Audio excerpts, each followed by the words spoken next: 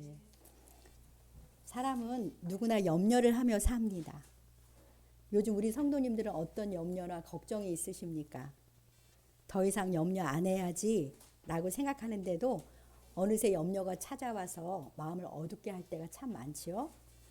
어떤 사람은 염려를 안개에 비유합니다. 광화문 일대를 30m의 두꺼운 그런 짙게 덮을 수 있는 안개가 실은 한 잔의 물이 600억 개의 물방울로 바뀐 것에 불과하다고 해요. 염려가 처음에는 한 잔의 물처럼 별것 아닌 것처럼 보이지만 그대로 방치하면 우리 내면 세계를 온통 가릴 수 있는 안개로 돌변할 수 있다는 것입니다. 짙은 안개처럼 마음을 덮은 염려는 아무것도 보이지 않게 하죠. 하나님도 그분의 약속도 기도의 능력도 눈에 들어오지 않습니다. 염려로 덮인 마음에는 믿음이 들어설 자리가 없는 것이죠. 염려는 이처럼 우리 삶을 참 어둡고 불행하게 하는데요. 그래서 주님께서는 우리에게 염려하지 말라 이런 명령을 여러 번 하셨어요. 그럼에도 불구하고 우리가 여전히 염려하며 살고 있습니다. 그런데 사람들이 이 세상에 살면서 가장 많이 하는 염려가 무엇일까요? 통계적으로 보면 먹고 사는 문제, 돈 문제를 제일 많이 염려한다고 합니다. 물론 다른 염려도 많이 하죠. 건강 염려증도 있고 자식 걱정 참 많이 합니다. 그래도 사람들의 염려 1순위는 먹고 사는 문제, 돈 문제라고 해요. 그럼 예수님 믿고 하나님의 자녀, 하나님 나라의 시민이 된 우리들은 이런 문제에서 자유롭습니까? 그렇지 못하지요. 하나님의 자녀요, 천국 시민인 우리는 분명 세상에 속한 사람들과는 달라야 하는데 실제는 같은 염려와 걱정을 안고 살 때가 많습니다. 예수님께서는 하나님의 자녀인 우리에게 이방인과 똑같은 염려 가운데 사는 것을 매우 안타까워하시면서 우리를 일깨우세요. 그래서 오늘은 하물며 너희일까 보냐 라는 제목으로 예수님의 말씀을 듣겠습니다. 오늘 본문이 속한 마태복음 6장도 예수님의 산상수훈 중의 일부입니다. 주님은 6장 19절부터 시작해서 제자들에게 재물, 돈에 대한 그런 가르침을 주고 계세요. 19절로 21절에서는 재물이 많은 경우에는 그 보화를 하늘에 쌓아두라고 가르쳐 주시고요. 25절부터는 재물이 부족하다고 염려하는 사람들에게 귀한 가르침을 주고 계십니다. 그런데 이 두 경우의 중간, 돈이 많고 돈이 부족하다고 느끼는 중간인 24절에 재물과 관련한 아주 중요한 말씀을 먼저 해주세요. 우리 24절을 함께 읽어보겠습니다. 한 사람이 두 주인을 섬기지 못할 것이니 혹 이를 미워하고 저를 사랑하거나 혹 이를 중히 여기고 저를 경히 여김이라. 너희가 하나님과 재물을 겸하여 섬기지 못하느니라. 아멘. 한 사람이 두 주인을 섬기지 못한다고 말씀하시는데요. 그 두 주인이 누구를 말씀하십니까? 하나님과 재물. 사람이 하나님과 재물을 같이 섬길 수 없다는 거예요. 그러니까 사람에게 있어서 재물은 하나님의 자리, 신의 자리에 오를 수 있다. 그것을 염두에 두시고 하시는 말씀입니다. 그렇습니다. 돈이 사람에게 신이 될 수도 있습니다. 재물을 헬라어로 맘몬이라고 해요. 그래서 돈을 맘몬 신이라고도 합니다. 돈의 위력은 이처럼 막강합니다. 하나님과 재물 둘 다 주인이 되어서 우리를 지배하고 다스릴 수는 없죠. 근데 둘 다 그 위치에 하나님이 될 수 있어요. 재물이. 누구를 주인으로 삼아서 섬긴다. 그 섬긴다는 단어가 서비스인데 예배하다, 워십과 같은 의미예요. 그러니까 우리가 돈을 주인으로 삼으면 돈을 예배하며 살게 되는 것이죠. 어떤 대상을 예배한다는 것은 그 대상에게 최상의 가치를 두고 그 가치에 합당한 경배와 영광을 돌리는 것이 예배하는 거잖아요. 그러니까 우리는 하나님께 최상의 가치를 두고 하나님을 경배하며 살든지 돈에 최상의 가치를 두고 돈을 예배하며 살든지 둘 중에 하나를 선택해야 하는 것입니다. 하나님과 재물 둘 다를 예배하며 살 수는 없습니다.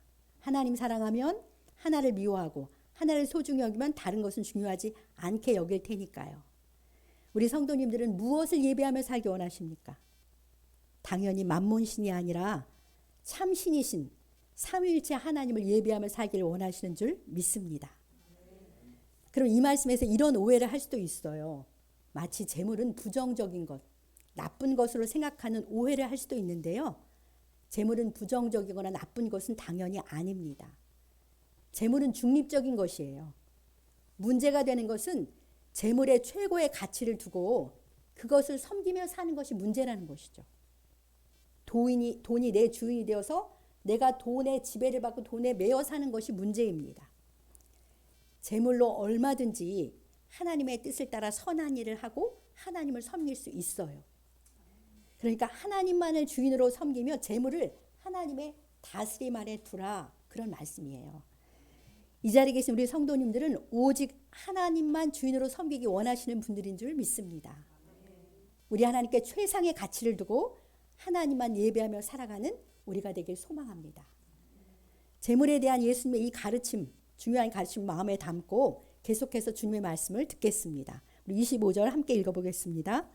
그러므로 내가 너에게 이르노니 목숨을 위하여 무엇을 먹을까 무엇을 마실까 몸을 위하여 무엇을 입을까 염려하지 말라.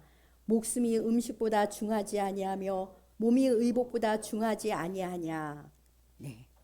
예수님이 그러므로 내가 너에게 이르노니 이렇게 말씀하세요. 그러므로가 뭐예요? 재물이 아닌 하나님만을 주인으로 삼는 것이 마땅하다는 진리를 들은 너희에게 내가 말한다. 내가가 누구십니까? 천지의 창조주이시고 하나님이신 예수님께서 하나님의 권위를 가지고 지금 우리에게 말씀하신다는 거예요.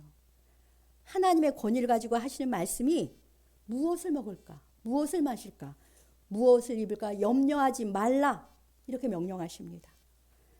한마디로 먹고 사는 문제 때문에, 돈 때문에 염려하지 말라는 거예요. 주님은 이 단락, 오늘 우리가 살펴본 이 단락에서 염려하지 말라라는 말씀을 4번이나 반복하시면서 강조하세요. 그러면서 왜 염려하지 말아야 하는지, 그럼 염려 대신 무엇을 해야 하는지 이렇게 말씀하십니다. 하나님이신 주 예수님의 말씀에 귀를 기울여 보겠습니다. 오늘 본문 좀 긴 편이었는데요. 간단히 요약하면 이런 말씀이세요. 우리의 하늘 아버지가 어떤 분이신지 제대로 알고 우리가 그 하늘 아버지의 자녀라는 자부심 가운데 살라. 이런 말씀의 핵심이에요. 내 아버지가 누구시고 어떤 분이신지 한번 생각해 봐라. 그러면 그분의 자녀인 내가 먹고 사는 것 때문에 염려하는 것 자체가 어리석은 일이다. 영광스러운 하늘 아버지의 자녀로서의 자부심을 갖고 그 신분에 합당하게 살아라. 하나님 나라의 왕이신 아버지의 자녀답게 하나님의 나라와 하나님의 의를 추구하며 살아라.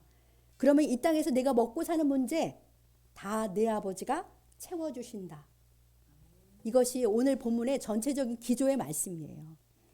이제 이런 기조의 말씀을 생각하면서 그럼 우리의 하늘 아버지가 어떤 분이라고 말씀하시는지, 우리 하늘 아버지가 어떤 분이라고 예수님 말씀하시는지 귀를 기울여 보겠습니다. 방금 읽은 25절에서 너희는 목숨과 몸을 위해서 뭘 먹고 사느냐, 또 뭘 입냐 걱정하지 말라고 하시면서 목숨과 몸이 음식과 옷보다 훨씬 중요하지 않느냐 이렇게 반문하세요. 음식과 옷과는 비교도 할 수 없는 목숨과 몸을 만드신 분이 하늘 아버지시다. 그러니까 본질인 목숨과 몸을 만드신 하늘 아버지께서 그 필요를 안 채우실까 봐 염려하느냐 이런 말씀인 것이죠. 그렇습니다. 우리에게 목숨과 몸을 주신 하늘 아버지께서는 그 자녀인 우리의 목숨과 몸의 모든 필요를 기꺼이 즐거이 채워주십니다. 여러분들 부모가 자녀를 임신했을 때를 한번 생각해 보십시오. 모든 부모는 장차 태어날 아기를 위해서 설레는 마음으로 모든 것을 미리 준비합니다. 아기가 먹을 분유와 입을 옷은 물론이고요. 아기 이불, 아기 침대, 젖병, 심지어는 아기가 보고 놀 모빌까지도 다 준비하고 기다려요. 인간 부모도 태어날 자녀를 위해서 할 수 있는 모든 것을 기쁨과 사랑으로 준비하잖아요. 이런 부모의 성품이 누구로부터 왔겠습니까? 우리의 근원이신 하나님께로부터 부여받은 하나님의 품성이에요. 그런 부모의 성품이. 자녀를 사랑해서 자녀의 모든 필요를 헌신적으로 채우는 부모의 마음은 바로 하나님에게서 나온 하나님의 품성입니다. 그렇다면 사랑의 본체이신 하나님 아버지께서는 어떠시겠어요? 그 자녀인 우리에게 목숨과 몸을 주시고는 거기에 필요한 것들을 안 채워주시겠습니까? 그렇지 않습니다. 우리에게 목숨과 몸을 주신 하늘 아버지께서는 우리가 이 세상을 살아가는 데 필요한 모든 것을 넉넉히 준비하시고 채워주십니다. 지금까지 그렇게 해오셨죠? 왜냐하면 우리 하나님은 사랑의 아버지이시고 좋은 왕이시니까요. 또 26절로 32절까지 해서 우리 생활 주변에 있는 자연을 통해서 우리 하늘 아버지가 어떤 분이신지 가르쳐 주시는데요. 예수님께서는 주위에 있는 자연을 통한 시청과 교육을 즐겨 하시잖아요. 26절에는 공중의 새를 보라. 28절에서는 들의 백합화가 어떻게 자라는가 생각하여 보라. 이렇게 말씀하세요. 자, 여기서 공중의 새를 보라 하실 때 보라 라는 뜻은 자세히 관찰하고 분별해라. 그런 뜻이고요. 들의 백합화를 생각하여 보라는 것은 건성으로 보지 말고 자세히 살펴보면 큰 깨달음이 있을 것이니 배우라. 그런 말씀이에요. 사랑하는 성도 여러분, 하나님께서는 자녀인 우리에게 특별 계시인 성경을 통해서 주로 자신을 나타내시지만 일반 계시인 자연 만물을 통해서도 하나님이 어떤 분인지 깨우쳐 주세요. 하나님의 창조 세계는 우리에게 하나님을 보여주는 책과 스크린과 똑같아요. 하나님께서 창조하신 온 우주와 자연 만물도 사실은 다 하나님이 다스리신 하나님의 나라 중의 일부예요. 그러니 우리는 아버지의 창조 세계를 통해서도 하나님의 전능하심과 그 깊고 놀라운 지혜와 사랑 등 하나님의 무한하심을 깨닫고 배울 수 있습니다. 또 배워야 합니다. 우리 26절 말씀을 함께 읽어보겠습니다. 26절입니다. 공중의 새를 보라. 심지도 않고 거두지도 않고 창고에 모아들이지도 아니하되 너희 하늘 아버지께서 기르시는 너희는 이것들보다 귀하지 아니하냐. 네, 공중의 새를 자세히 관찰해 봐라. 새들은 스스로 먹이를 심거나 거두지 않아도 너희 하늘 아버지가 다 기르시잖니. 새들도 이렇게 먹이시는데 하물며 자녀인 너희는 이 새들보다 얼마나 더 귀하게 여기시겠느냐. 그러니까 염려하지 말라 이런 말씀이잖아요. 우리 하늘 아버지가 공중의 새도 다 기르시고 먹이십니다. 우리 아버지가. 그 창조 세계를 매일매일 돌보시고 아름답게 유지하고 계시는 분이 살아계신 우리 하나님 아버지세요. 우리는 그런 하나님의 자녀입니다. 하찮은 공중의 새도 이렇게 돌보시는데 하물며 하나님의 DNA를 물려받은 그 자녀인 우리는 얼마나 더 귀하게 여기고 돌보시겠습니까? 만유를 돌보시는 우리의 하늘 아버지는 그 자녀인 우리의 모든 필요를 다 아시고 준비하시고 때에 맞게 채워주시는 줄 믿습니다. 우리에게는 이런 하늘 아버지가 계시니 염려하지 말고 살아갑시다. 부유하고 좋으신 하늘 아버지를 신뢰하며 기쁨과 평강 가운데 살아가시길 소망합니다. 우리 교회가 속한 목동 1단지에는 1단지가 숲이에요. 참 많은 새들이 살고 있어요. 아침 저녁 새들의 노랫소리를 들으면서 이곳에 사는 새들을 관찰하는데 참 귀엽고 예뻐요. 하늘 아버지께서 새를 비롯한 자연을 만드셔서 하나님의 영광도 나타내시지만 자녀인 우리를 기쁘고 행복하게 해주십니다. 우리 아버지는 자연 만물도 그 자녀인 우리를 위해서 만들어주시고 우리 베풀어 주실 만큼 우리를 사랑하세요. 잠깐 이 동네에 사는 새들의 사진과 이름을 보여드리고 싶습니다. 한번 보시겠어요? 이게 우리 동네에 사는 새들 제가 관찰하면서 맨 저쪽에 있는 이쪽에 있는 새가 박새예요. 그 다음에 곤줄박이, 그 다음에 직박구리, 그 다음에 물까치, 또 이쪽에 까치, 청딱따구리, 그 다음에 쇠박새, 참새, 비둘기, 흰비둘기, 까마귀 11종류의 새가 제가 관찰한 결과 살고 있어요. 아침 저녁으로 오고 가면서. 보세요. 모양도 다르고 크기도 다 달라요. 아주 저 쇠박새가 제일 작고요. 박새, 참새, 곤줄박이도 작은 새예요. 색깔도 다르고 모양도 다른데 소리도 달라요. 작을수록 소리가 더 소프라노예요. 이 부리가 이렇게 얇을수록. 까마귀가 제일 부리가 굵거든요. 소리도 굉장히 두꺼워요. 이렇게 이 다양한 새들이 아침 저녁 오고 가는 저를 참 즐겁게 해요. 저 새들이 정말 다양하게 창조하신 우리 하나님 아버지를 절로 찬양하게 합니다. 우리를 위해 이렇게 아름다운 자연까지도 만드시고 베풀어 주시는 좋으신 하늘아버지, 우리의 정서까지도 기쁘고 행복하게 하시는 좋으신 하늘아버지가 우리 아버지세요. 그러니 목숨과 몸을 위해서 필요한 것도 말할 것 없이 채워주시는 분이신 것이죠. 우리는 그분의 자녀로서 아버지를 신뢰하며 염려가 아니라 범사에 감사와 기대, 평강과 소망 가운데 살아가시길 우리 주님의 이름으로 간절히 축복합니다.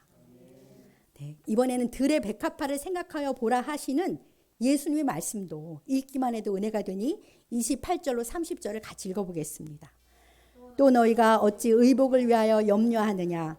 들의 백합화가 어떻게 자라는가 생각하여 보라.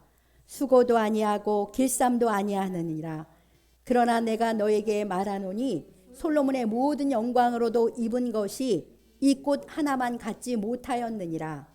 오늘 있다가 내일 아궁이에 던져지는 들풀도 하나님이 입히시거든 하물며 너희일까 보냐.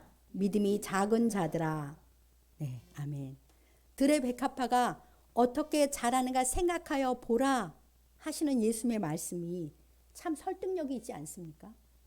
오늘 있다가 내일 아궁이에 던져지는 들풀도 하나님이 이렇게 입히시거든 하물며 너희일까 보냐. 믿음이 작은 자들아. 예수님의 책망 섞인 말씀이죠.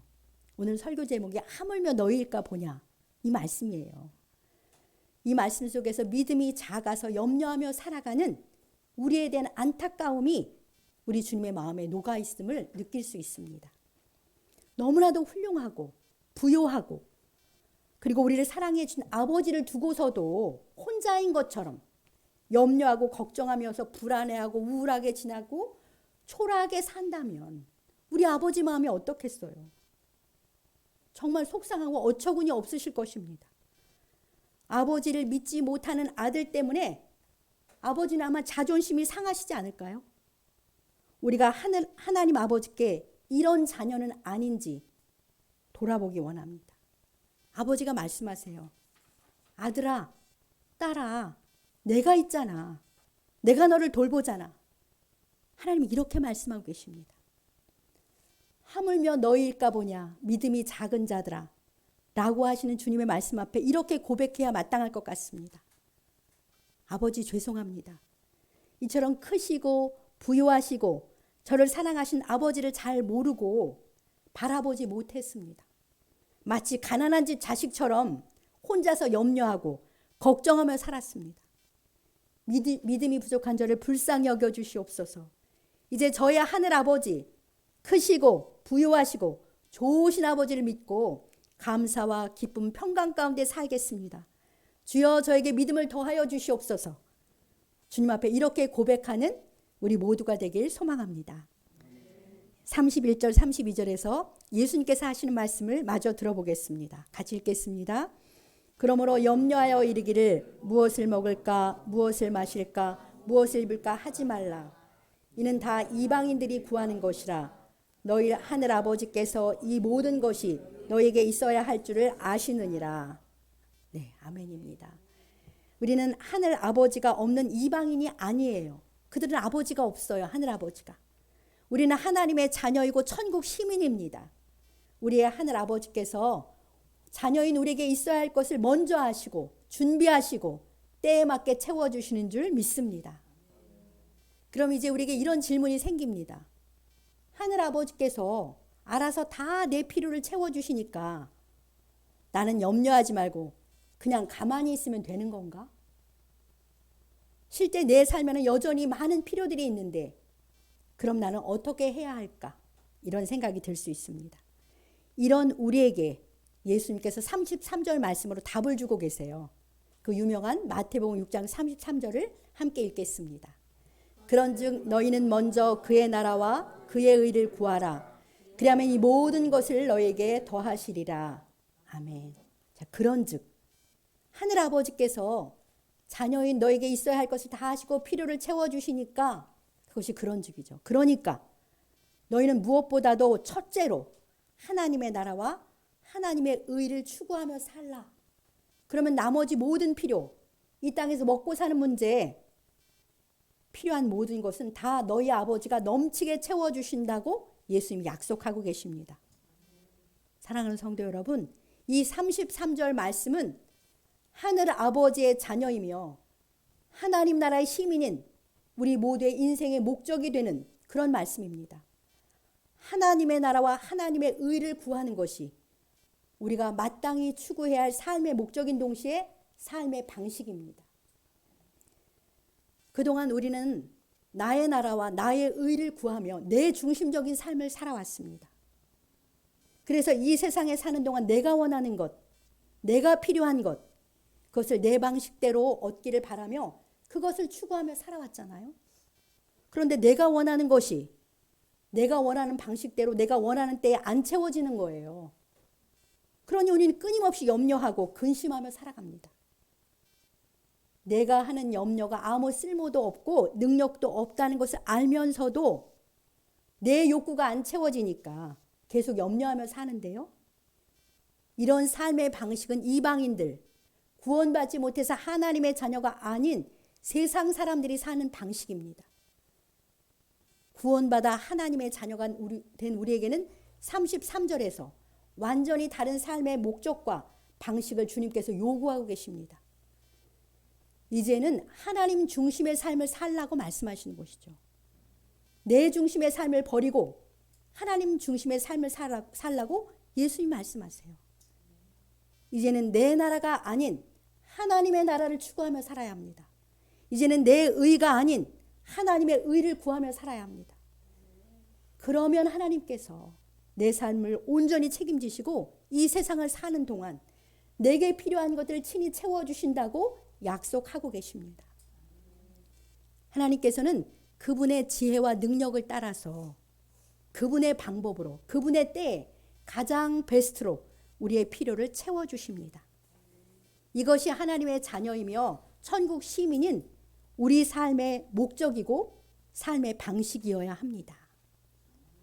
우리 참된교회 성도들은 새해 들어서 계속해서 하나님 나라가 어떤 건지 그것을 배웠기 때문에 하나님 나라, 그의 나라를 구하는 삶이 어떤 것인지 다 아시는 줄 믿습니다. 하나님의 나라를 구한다는 것은 내 삶의 모든 영역에서 주님의 다스림, 통치를 받으며 사는 거잖아요.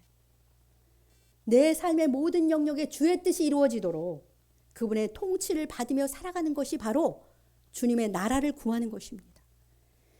우리는 이제 우리 삶의 모든 영역에서 내 뜻이 아니고 주님의 뜻이 이루어지기를 구하며 그렇게 살아가야 합니다. 그것이 먼저 하나님의 나라를 구하며 살아가는 삶의 모습입니다. 또 내 의가 아니라 하나님의 나라, 하나님의 의를 구해야 하는데요. 우리는 모든 인간관계에서 그리고 우리의 일상에서 하나님의 말씀을 따라 살아가는 것, 그 도를 따라 살아가는 것이 바로 하나님의 의를 구하는 삶입니다. 근본적으로 예수 그리스도가 하나님의 의이십니다. 그러니까 내 생활에서 예수님처럼 살아가는 것이 그것이 바로 하나님의 의를 구하는 건데요. 우리 주님은 말씀이시니까 주님의 말씀대로 순종하며 사는 것이 하나님의 의를 구하는 삶입니다. 결과적으로 하나님의 나라를 구하는 것과 하나님의 의를 구하는 것은 같다고 볼 수 있어요. 그러면 하나님께서 친히 우리 삶의 모든 필요를 더하여 채워주신다. 이렇게 예수님 약속하세요. 이것이 우리 인생의 목적이어야 하고 우리 삶의 방식이어야 합니다. 내가 내 필요를 채우려고 그것도 내가 원하는 방식대로 내가 원하는 때에 채워져야 된다고 생각하니 우리는 염려와 걱정 속에 살 수밖에 없잖아요. 이렇게 안타까운 모습으로 살아가는 우리를 주님이 사랑하셔서 영원한 가치가 있고 풍성하고 자유한 삶의 목적과 방식을 가르쳐주고 계십니다. 이 복된 주님의 가르치심을 감사함으로 받고 아멘으로 화답하며 순종하는 우리 모두가 되길 소망합니다. 다시 한번 뜻을 생각하면서 33절 말씀을 큰 소리로 읽겠습니다. 그런즉 너희는 먼저 그의 나라와 그의 의를 구하라. 그러면 이 모든 것을 너희에게 더하시리라. 아멘. 사랑하는 성도 여러분, 주님께서는 하늘 아버지의 자녀이며 천국 시민인 우리에게 전혀 다른 차원의 가치 있고 의미 있는 삶을 살라고 말씀하십니다. 하나님을 모르는 이방인들처럼 잠깐 있다가 사라져버릴 세상에 속한 것, 땅의 것만을 구하는 삶을 이제는 버리라고 말씀하세요. 영생을 가진 하나님 나라의 시민으로서 자부심을 가지고 영원하고 가치 있는 것, 영광스럽고 거룩하고 아름다운 하늘의 것을 추구하며 살기를 원하십니다. 우리의 본향은 하나님의 나라입니다. 우리의 영원한 소속은 주님의 나라입니다. 그런 우리가 머지않아 떠나갈 이 세상의 나라의 것만 추구하며 살 수는 없지 않습니까? 우리 하늘 아버지께서는 우리에게 이런 기대를 가지고 지금 말씀하고 계세요. 나의 영광스러운 자녀답게, 내 나라의 거룩한 시민답게 그렇게 살라 하십니다. 그것이 바로 하나님의 나라와 하나님의 의를 추구하며 사는 삶입니다. 하나님 중심의 삶을 사는 것이죠. 그러면 이 땅에 살면서 우리에게 필요한 모든 것은 아버지 하나님께서 다 알아서 채워주십니다. 그것도 그분의 영광 가운데 풍성하게 채워주십니다. 이러한 주의 약속을 믿고 이 말씀에 즐거이 순종하며 살아가시기 바랍니다. 주님은 그 자녀인 우리에게 성경 여기저기에서 놀라운 약속들을 주시면서 그 말씀을 따라 살라고 하시는데요. 그 중에 제가 좋아하는, 여러분들도 다 기뻐 받을 한 말씀만 보여드리고 말씀을 마치겠습니다. 시편 84편 11절입니다. 함께 읽겠습니다. 여호와 하나님은 해요 방패시라. 여호와께서 은혜와 영화를 주시며 정직하게 행하는 자에게 좋은 것을 아끼지 아니하실 것임이니이다. 아멘. 우리 하나님은 해요 방패이십니다. 우리 하나님은 은혜와 영화를 주시는 분이십니다. 그 하늘 아버지의 자녀로서의 자부심 가운데 즐거이 주님의 말씀대로 순종하는 정직한 삶, 정직한 삶을 말씀대로 순종하는 삶입니다. 그렇게 살아가시면 모든 좋은 것을 아끼지 아니하시는 그런 하나님께서 그런 은혜와 복을 주신다고 약속하십니다. 이 말씀 믿고 모든 좋은 것을 아끼지 아니하시는 하나님의 은혜와 복을 누리며 살아가시는 우리 모든 성도님들 되시길 우리 주님의 이름으로 간절히 축복합니다. 들은 말씀 생각하면서 함께 통성으로 기도하겠습니다.